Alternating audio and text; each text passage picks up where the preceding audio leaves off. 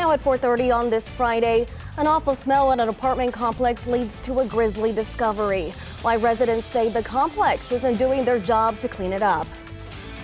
A new policy across Texas could make life more difficult for the transgender community. How the change would impact their public identity. And COVID cases remain high as the summer continues. Why the FDA says there's hope on the way. And good morning on this Friday, August 23rd. I'm Sarah Duran. Thanks for joining us here on KENS 5. Let's go ahead and check on over with Paul this morning with a look at your weather. And Paul, it's going to be hot today. It is going to be hot today, but here's the good news. Not as hot as yesterday or the day before. Some relief. Matter of fact, a little bit of a difference. Yesterday we hit 106. Today, I think closer to 100, maybe 100, 101. But still, that gives us a KENS 5 weather impact alert day. All right, this was yesterday. Look at New Braunfels, 109. We hit 106. Uvalde hit 107. It was just smoking hot yesterday. Okay, here's your forecast for today. And again, we've got a KENS 5 weather impact alert day, 100 degrees. But here's the problem. Humidity is going to be up a little bit, so it'll feel like about 107 this afternoon. So we've got a heat advisory.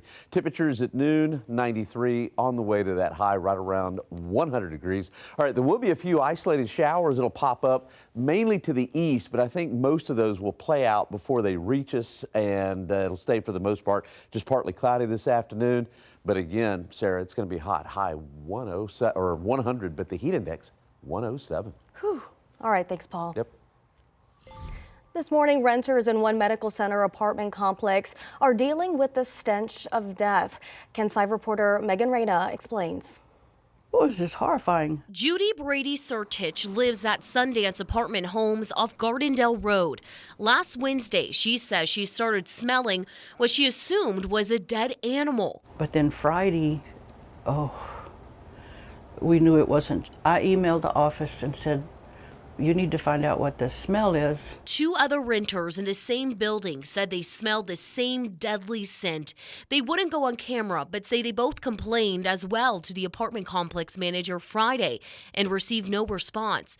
Sertich says she then reached out to the city code compliance office. There's no food going in and the man hasn't come out. A city worker showed up Monday. According to this police report, the worker could smell the odor by the front door and could see flies in the windows.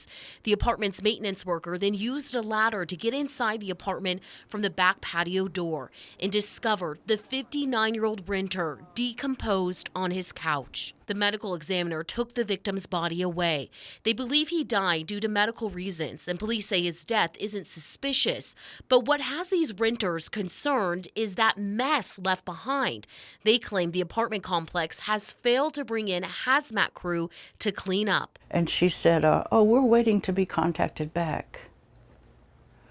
No, you're supposed to be contacting them. And they say the smell still lingers within the building and outside with the back patio door open. So this feeling of just helplessness. Is there anybody anywhere that's going to do anything for us? How much worse can it get? Megan Reyna, KENS 5.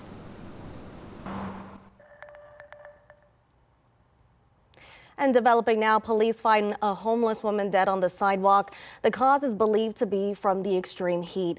Officers got a call about the woman Thursday afternoon. They found the 46-year-old woman on the sidewalk on East Fredericksburg near Frio Street. Police say it appears the woman died from a heat stroke. Earlier this week, we told you about the local organizations helping the homeless escape the heat. Corazon San Antonio says they've seen a rise in clients after expanding their day center hours. Couple that with a shower and food, and it just seems like it's a great place for people to come if they need that support during the week. And we're happy that we're able to expand to allow for the hottest part of the day to be still indoors. Corazon Day Center is open from 8 a.m. to 8 p.m. It's located at the Grace Lutheran Church at Avenue East and McCullough. And now to an update on the military ordnance that was discovered at the New Braunfels City Recycling Center Wednesday. The police department now says it was a disarmed Vietnam-era helicopter rocket. The object was dropped off at the center along with other recyclable items Wednesday afternoon. People in the area were evacuated as a precaution until a team made it on site to determine it was no longer explosive. And the time is now 4:35, and still ahead this morning, we have new video showing just how badly burned a local spa business was when it caught fire over the weekend.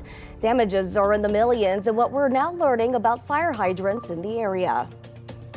Vice President Kamala Harris has officially accepted her party's nomination for the presidency, the topic she did and didn't speak about last night at the DNC. And for the first time, an Alamo College's school is a contender for the cheerleading nationals in Florida. We'll tell you why a district policy now stands in their way.